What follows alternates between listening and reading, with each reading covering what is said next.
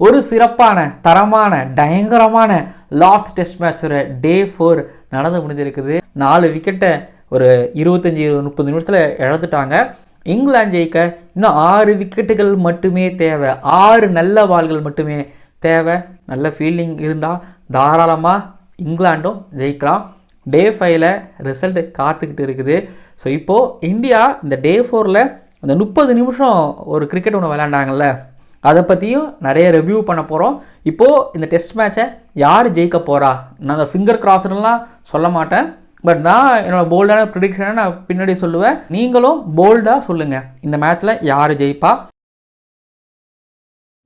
Ladies and gentlemen, இந்த India tour of England 2025 தயங்கரமில் லார்ட்ஸில் நடந்துக்கிட்டு இருக்கக்கூடிய England versus India third test மேட்சோட டே 4ஓட analysis and review and day 5ஓட ப்ரீ அனாலிசிஸ் பார்க்க வந்திருக்கிறீங்க. இந்த தினத்தோட அதாவது டே 4ஓட ரிவ்யூ வந்து எப்படி சொல்கிறதுனா, இன்றைக்கி நிறைய விஷயம் நடந்துச்சு. 14 விக்கெட்ஸ் ஒரே நாளில் விழுந்துருக்குது. 192 ரனுக்கு ஒரு டீம் மொத்த விக்கெட்டும் இழந்திருக்கிறாங்க. இன்னும் ஒரு 50 ரன் அடிக்கிறதுக்குள்ளே ஒரு டீம் 4 விக்கெட்டை இழந்திருக்கிறாங்க. இன்றைக்கி வந்து பார்த்திங்கன்னா இந்தியா இப்போது இந்த 4 விக்கெட்டை விட்டதுக்கான ஒரு காரணமும், இந்தியா இங்கிலாண்டை ஒரு 10 விக்கெட்டை எடுத்ததுக்கும் இங்கிலாந்து இந்தியா ஒரு 4 விக்கெட்டுக்கும் எடுத்ததுக்கான காரணம் என்னென்னா, ஒரே விஷயம் பாசிட்டிவ். அந்த பாசிட்டிவான விஷயந்தான், அந்த பாசிட்டிவான அப்ரோச், பாசிட்டிவான இன்டென்ட், அந்த மைண்ட் செட், இது மட்டும்தான் வந்து பார்த்திங்க அப்படின்னா இன்றைக்கி நிறைய இடங்களில் வந்து பார்த்திங்கன்னா ப்ளே பண்ணிச்சு. யார் பாசிட்டிவாக மாதிரி போகிறாங்களோ, யார் பாசிட்டிவாக ஒரு மாதிரி ஃபீல் செட்லாம் பண்ணுறாங்களோ அவங்க ஒரு மாதிரி டாப்பில் இருந்தாங்க. இது வந்து பார்த்திங்க அப்படின்னா நிறையவே ப்ளே பண்ணிச்சு.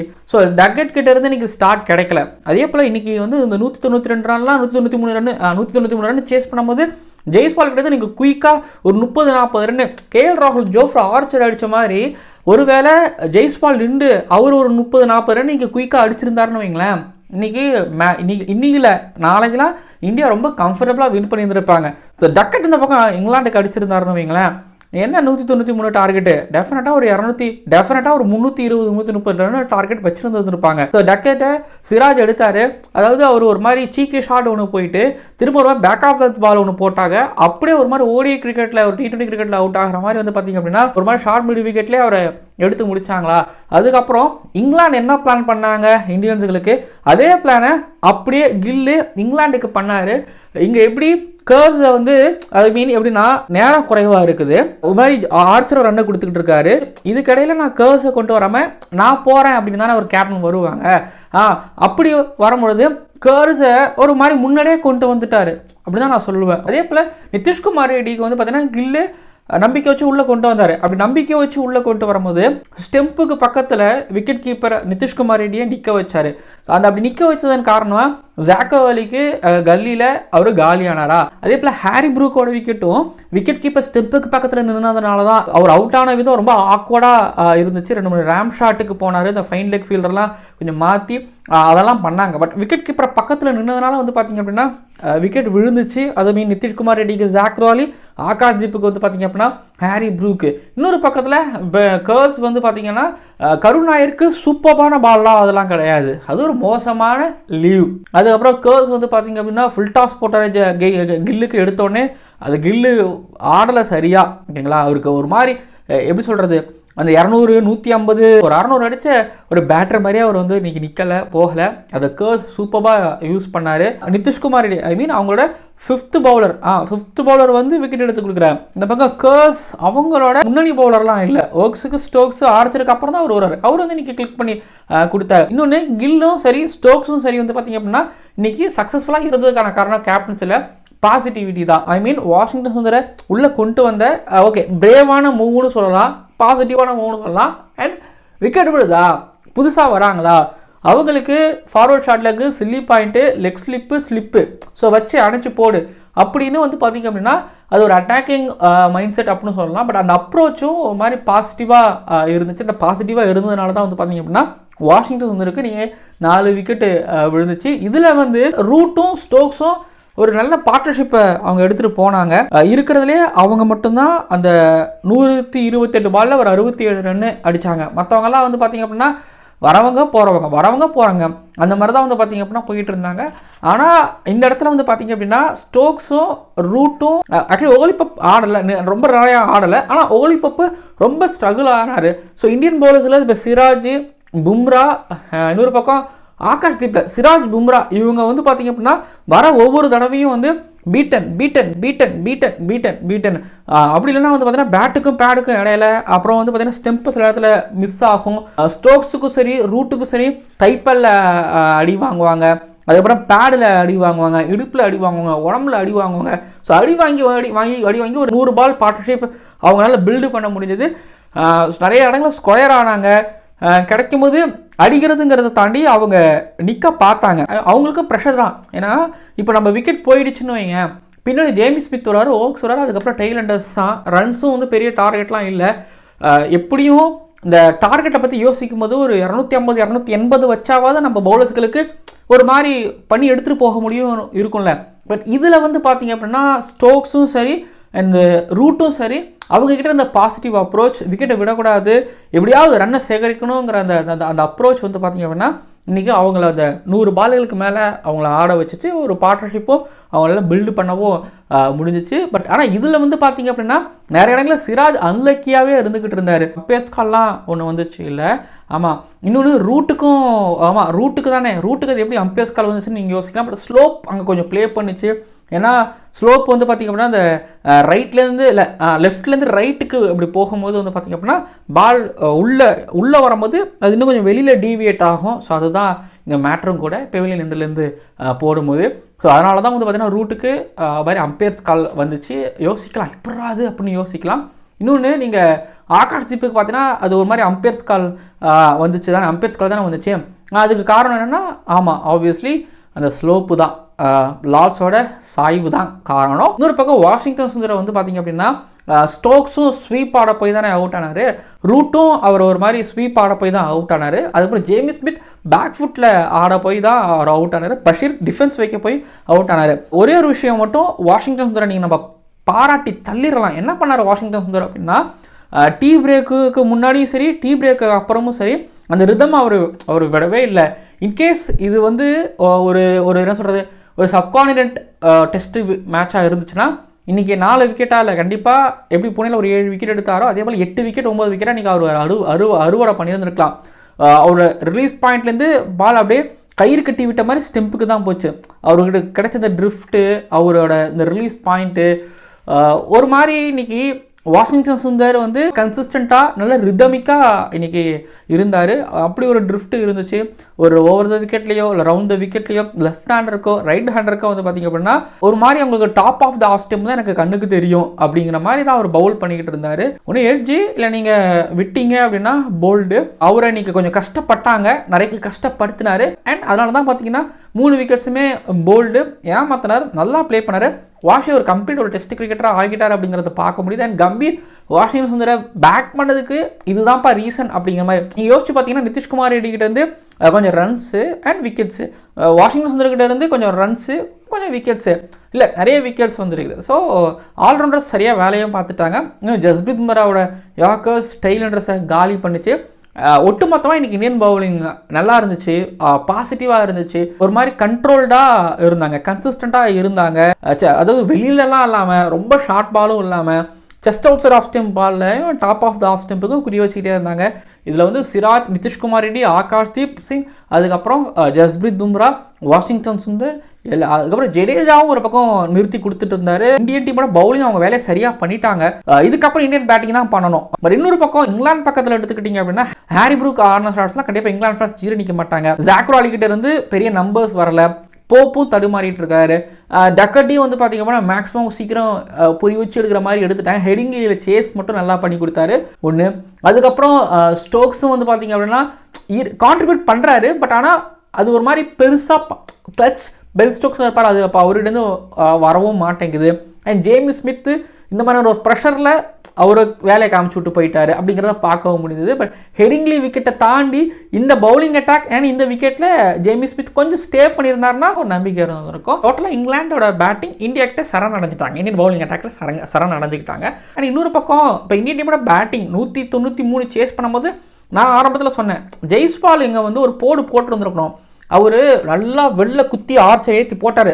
ராஜஸ்தான் ராயல்ஸ் ஒன்றா ஆடிருப்பாங்கல்ல, அவர் என்ன அந்த பாலை வந்து ஒன்று அதுக்கு இப்படி தான் பால் லீவ் பண்ணார். ஸோ குத்தி மேலே போடும்போது அந்த பாலை ஆஃப் சைடில் நீங்கள் அடிப்பீங்களா தெரியல, அந்த பாலை அடிக்க முடியுமாலாம் தெரியல. ஆனால் இவர் என்ன பண்ணார், அந்த பாலை தூக்கி மிடு விக்கெட்டுக்கு மேலே அடிக்க நினச்சாரு, பின்னாடி விட்டு அடிக்க நினச்சாரு, பால் மேலே ஏறிடுச்சு. ஒரு மாதிரி ஜெய்ஸ்வால் மட்டும் அந்த டோன் செட் பண்ணி கொடுத்துருந்தாருன்னா நிற்க அந்த 4 விக்கெட்ஸ் டெஃபினட்டாக போயிருந்துருக்காது. சரி, ஜெய்ஸ்வால் விக்கெட் போனதுக்கப்புறம் கேஎல் ராகுல் வர்சஸ் ஓக்ஸ் அந்த பேட்டில் நல்லா இருந்துச்சு. அவர் ஒரு மாதிரி லீவ் பண்ணும்போது top of the off stump அப்படி பக்கத்தில் அப்படி கிஸ் பண்ணிகிட்டே இருந்துக்கிட்டு இருந்தது. ஒரு பக்கம் ரிவ்யூ போகிற மாதிரிலாம் ஒரு மாதிரி இருந்துக்கிட்டு இருந்தது. அவரும் ஓக்ஸை பலாப்பலன்னு 2 கவர் ட்ரைவ்லாம் போனார், ஆர்ச்சர் ட்ரைவ்லாம் போனார்.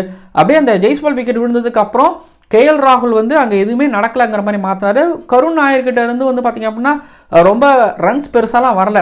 ஆனால் அவர்கிட்ட மிடில் ஆஃப் த பேட்டில் இருந்து ஒரு ட்ரைவோ ஒரு மாதிரி என்ன சொல்கிறது சரியாக படலை, எட்ஜிலேருந்து ஒரு 2 ரன்னோ ஸ்ட்ரைட் பேட்டை விட்டு ஆடுறதோ இருந்துச்சு. பட் ஆனால் அவர் லீவ் பண்ணதும் வந்து பார்த்திங்க அப்படின்னா அவ்வளோ சிறப்பான பால்லாம் ஆக்சுவலி அது கிடையாது. அது வெல் லெஃப்ட் கிடையாது, ஆக்சுவலி அது வந்து பேட் லெஃப்ட்டு. கருண் நாயர் ஃபஸ்ட் இன்னிங்ஸ் நம்ம சொல்லியிருந்தோம் அவருக்கு இன்னும் நிறைய சான்சஸ் கொடுக்கணும்னு சொல்லிட்டு, பட் ஆனால் இங்கே அந்த சான்ஸை வேஸ்ட் பண்ணியிருக்காரு. ஏன்னா கருண் நாயரோட விக்கெட் விழுந்தது தான் எனக்கு என்னமோ ரொம்ப பெரிய இம்பாக்ட்னு நான் நினைக்கிறேன். ஏன்னா கருண் நாயர் வந்து ஒரு மாதிரி இன்னும் ஏன்னா கருண் நாயர் கேஎல் ராகுல் கிட்ட இருந்து ஒரு 50 ரன் பார்ட்னர்ஷிப் இன்னும் வந்திருந்தா இல்லை, இன்றைக்கி முடிக்கும் போது அவங்க 2 பேரும் சேர்ந்து முடிச்சிருந்தா ஓகேங்களா இருந்திருந்தா, ஸோ நாளைக்கு அந்த நிலமையில சரி ஓகே இன்னைக்கு கருண் நாயர் அவுட் ஆனார். திரும்பி சுப்மன் கில் வரும்பொழுது பேரன் கர்ஸ் வந்து அவருக்கு ஃபுல் டாஸ் பால் போட்டார். அவர் வாங்கும் போது என்னென்னா, அப்போ எனக்கு தெம்பே இல்லைப்பா, எனக்கு உடம்புல இருக்கிற ஊட்டச்சத்தெல்லாம் போயிடுச்சுப்பா அப்படிங்கிற மாதிரி அவர் ஆனார். திரும்ப ஒரு மாதிரி ஃபுல்லாக ஸ்லோவாக பால் பண்ணுறாரு. அது இப்படி போய் வாங்குறாரு. 600 ரன் அடித்த பேட்டர் மாதிரி எல்லாம் இல்லை, 100 அடித்த பேட்டர் மாதிரிலாம் அவர் ஆடல. ஒரு டெய்லர் ஆடுற மாதிரி இருந்துச்சு. கண்ட்ரோலே சுத்தமாக கண்ட்ரோலே கிடையாது. கில் ஆனது பார்க்கும்போது கில்லு தான் ஆனாரா, கில்லு கேப்டன்ஸில் அவ்வளோ பாசிட்டிவாக இருந்தார். பர்மிங்ஹாமில் அந்த செகண்ட் இன்னிங்ஸில் அந்த 150 ஆமாம் அங்கே கொஞ்சம் லைட்டாக ப்ரெஷர் இருந்தது, பட் ஆனால் எடுத்துகிட்டு கொண்டு போயிட்டாங்க. ஆனால் இங்கே கில்லு தான் ஆடி இருக்கணும். இதில் வந்து ஜெய்ஸ்வாலோட பிரெயின் ஃபேடர் அந்த ஷாட் அண்ட் கருண் நாயரோட பிரெயின் ஃபேடர் அந்த லீவ், அப்புறம் சுத்தமாக கண்ட்ரோலே இல்லாத ஒரு மாதிரி இர்ரெஸ்பான்சிபிளான ஒரு சுப்மன் கில்லோட ஒரு பேட்டிங், இதெல்லாம் சேர்ந்து இப்போது இங்கிலாண்டை உள்ளே வர அலோவ் பண்ணிட்டாங்க.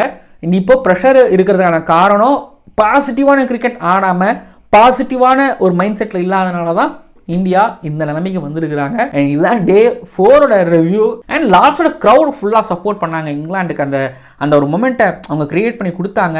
அது ஒன்று பார்க்க முடிஞ்சிச்சு, நல்லா இருந்துச்சு. இங்கிலாந்துக்கு அவ்வளோ சப்போர்ட், அவ்வளோ நாய்ஸஸ். அந்த நாய்ஸஸ் தான் வந்து பார்த்தீங்கன்னா எனக்கு என்னமோ 2 விக்கெட் கில்லோட விக்கெட்டும் அதுக்கப்புறம் ஆகாஷ்தீப்போட விக்கெட் எடுத்து கொடுத்து தான் நான் பார்க்குறேன். ஸோ டே 4 ரிவ்யூ முடிஞ்சிருச்சு. இப்போ டே 5ல யார் ஜெயிப்பா? இந்தியா ஜெயிப்பாங்கன்னா இங்கிலாந்து ஜெயிப்பாங்கன்னா என்ன? இப்போ இங்கிலாந்து ஜெயிப்பாங்க அப்படின்னா இங்கே பாருங்கள், நியூ பாலில் இந்த ஆர்ச்சர் வந்து மேலே போடுறது, ஷார்ட் பால் போடுறது அதெல்லாம் இல்லாமல் வெளில எடுத்துகிட்டு போகிறது கரெக்டு, கவர் ட்ரைவ் ஆட வைக்கிறது correct, just outside off stump போகிறது கரெக்டு. பட் ஆனால் அதை கெடுக்கிற மாதிரி 2-3 ஷார்ட் பால் அது வேணாம். பர்ஃப்யூம் பால் போடலாம், பயமுறுத்தலாம், but top of the off stump. ஏன்னா மேலே உட்காந்துருக்கிறது வந்து பார்த்தீங்கன்னா அவங்களோட bowling coach Tim Southee Kiwis நியூசிலாந்துக்காரங்க எப்பவுமே இந்தியாவுக்கு பிரச்சனை ஒன்றே செய்வாங்க, chest outside off stump போடு, அவங்கள வந்து டிரைவுக்கோ இல்லைனா அவங்கள வந்து பார்த்தீங்க அப்படின்னா நிறுத்து, defence front foot back foot block வச்சு ஆடுங்க, அவங்க அதை தான் பண்ணுவாங்க. ஸோ நிக்க எடுக்க வைக்கலாம் அப்படிங்கிறது தான் பிளானு. அதை தான் சொல்லியிருப்பாங்க, அதை தான் பண்ணாங்க. அதில் தான் கருண் நாயரோட விக்கெட்டும் கிடச்சிச்சு, கில்லோட விக்கெட்டும் கிடச்சிச்சு, ஆகாஷ்தீப்போட விக்கெட்டும் கிடச்சிச்சு. இப்போ நாளைக்கு அந்த பிளானை எக்ஸிக்யூட் பண்ணணும். ஸ்டோக்ஸ் பெரிய ஒரு சைக்கோ, திரும்ப அந்த விஷயத்த பண்ணிட்டே அதை பண்ணிகிட்டே இருப்பார். பவுலர்ஸில் அதை பண்ண வைப்பாருன்னு கூட வச்சுக்கோங்களேன். ஸோ இதை பண்ணி அதிலிருந்து வர ரிசல்ட் அவங்களுக்கு தாராளமாக பாசிட்டிவான ரிசல்ட்டாக வரலனாலும் இந்த விஷயத்தை அவங்க எக்ஸிக்யூட் பண்ணாங்கன்னா டெஃபினட்டாக நல்லாயிருக்கும். என்னை பொறுத்த வரைக்கும் இங்கிலாந்து காலையில் 2 விக்கெட், ஒன்றும் முக்கியமாக கேஎல் ராகுலோட விக்கெட் எடுத்துட்டா ஆல்மோஸ்ட் விக்டரியாக அவங்க உறுதி பண்ணிடலாம் நான் நினைக்கிறேன். ஒரு பக்கம் இங்கிலாந்து பொறுத்த வரைக்கும். இப்போ இந்தியன் டீம் பொறுத்த வரைக்கும் எடுத்துக்கிட்டிங்க அப்படின்னா இப்போ கேஎல் ராகுல் கிரீஸில் இருந்துகிட்டு இருக்காரு. இப்போ கேஎல் ராகுல், ரவீந்திர ஜடேஜா, நிதிஷ்குமார் ரெட்டி, வாஷிங்டன் சுந்தர், ரிஷப் பண்ட் இன்ஜுரி வருவாரா பார்ப்போம். இந்த 5 பேட்டர்ஸ் ஒரு பக்கம் அப்படின்னா இன்னொரு பக்கத்தில் இந்தியன் டீமோட பவுலர்ஸ். ஸோ இங்கிலாந்து பொறுத்த வரைக்கும் 6 நல்ல பால் ஓகேங்களா, ஒரு பெட்டரான ஸ்பெல் அவங்கள பொறுத்த வரைக்கும் தேவைன்னு வச்சுக்கோங்க. இந்தியன் டீம் பொறுத்த வரைக்கும் தேவையானது ஒரு 50 ரன் பார்ட்னர்ஷிப், ஒரு 30 ரன் பார்ட்னர்ஷிப், இது 2 வேணும். இயர்லியாக வந்து இந்தியன்ஸ் டிஃபென்ஸுக்கு போகாமல் பாசிட்டிவான கிரிக்கெட் ஓகேங்களா, பாசிட்டிவாக அந்த டார்கெட்டை மைண்ட்லேருந்து எடுத்துகிட்டு பாலுக்கு பால் ரியாக்ட் பண்ணி சின்ன சின்ன கோல்ஸ் வச்சுட்டு ஆடினாங்கன்னா இந்தியா ஜெயிக்கிறதுக்கு வாய்ப்பு இருக்குது. எனக்கு இந்தியா ஜெயிப்பாங்கன்னு நான் நம்புகிறேன். அகைன் ரிப்பீட் பண்ணுறேன், 50 ரன் பார்ட்னர்ஷிப், ஒரு 30 ரன் பார்ட்னர்ஷிப், இது ரெண்டும் வந்துச்சுன்னா இந்தியா ஜெயிக்கிறத யாராலையும் தடுக்க முடியாது. பஷீரை வந்து எனக்கு தெரிஞ்சு ஸ்டோக்ஸ் எடுத்துகிட்டு வருவார் பாருங்க, தைரியமாக போட வைப்பார், தைரியமாக எடுத்துருவா. கேஎல் ராகுல் விக்கெட் நீ தானே எடுத்த, நீ கேஎல் ராகுலுக்கு போடு பொண்ணு போடுவாங்க. அண்ட் இன்னொன்று இதே மாதிரி லோ ஸ்கோர் ஒன்று எட்ஜ்பஸ்டன் 2018 டெஸ்ட் மேட்ச் அது ஒன்று, அப்புறம் பிரிட்ஜ்டவுனில் 1997 120 சேஸ் பண்ணணும் இந்தியா தோத்தாங்க. அதெல்லாம் இல்லாமல் நியூசிலாந்துக்கு அகேன்ஸ்டாக பிஜிடிக்கு முன்னாடி போன வருஷம் ஞாபகம் இருக்கா, குட்டி டார்கெட்ஸ் இந்தியாவில் முடியாமல் த்ரோ பண்ணி விக்கெட்டை ஞாபகம் இருக்கா. இப்போ அகைன் அது ரிப்பீட் பண்ணக்கூடாது, அது ரிப்பீட் ஆகக்கூடாது. இதில் இருக்கிறவங்க தான் மேக்ஸிமம் அதில் ஆடி இருக்கிறாங்க. சுந்தரோ, ரிஷப் பண்டோ, ஜடேஜாவோ, கேஎல் ராகுலோ இவங்க தான் ஆடி இருக்கிறாங்க. திரும்ப அது நடக்கக்கூடாது. கேஎல் ராகுல் இயர்லி மார்னிங் அவர் நல்லா ஆடிட்டு இருக்கார் வழக்கமாக, அதே போல் நாளைக்கு கொண்டு போவாரா.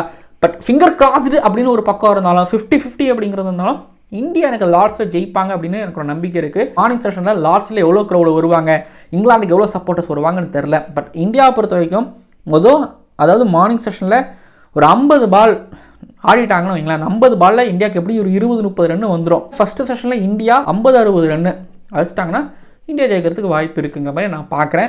பட் இங்கிலாந்து பொறுத்த வரைக்கும் ரிப்பீட் பண்ணுறேன், நல்ல 6 பால்கள் பாசிட்டிவாக அக்ரெசிவாக இருந்தாங்கன்னா தாராளமாக ஜெயிக்கலாம். பார்ப்போம் என்ன நடக்குதுன்னு சொல்லிட்டு நீங்கள் தாராளமாக கீழே வந்து கமெண்ட் பண்ணுங்கள் யார் ஜெயிப்பாங்க அப்படின்னு சொல்லிட்டு. அண்ட் நாளைக்கு டே 5யோட மேட்ச் முடிஞ்ச உடனே உங்களுக்கு ரிவ்யூ கொடுக்குறதுக்காக நான் ஓடோடி வர போகிறேன். நீங்கள் சப்ஸ்கிரைப் பண்ணி வெயிட் பண்ணுங்கள். வீடியோ உங்களுக்கு பிடிக்கும் நான் நம்புகிறேன். பார்க்கலாம் அடுத்தடுத்த வீடியோக்களில்.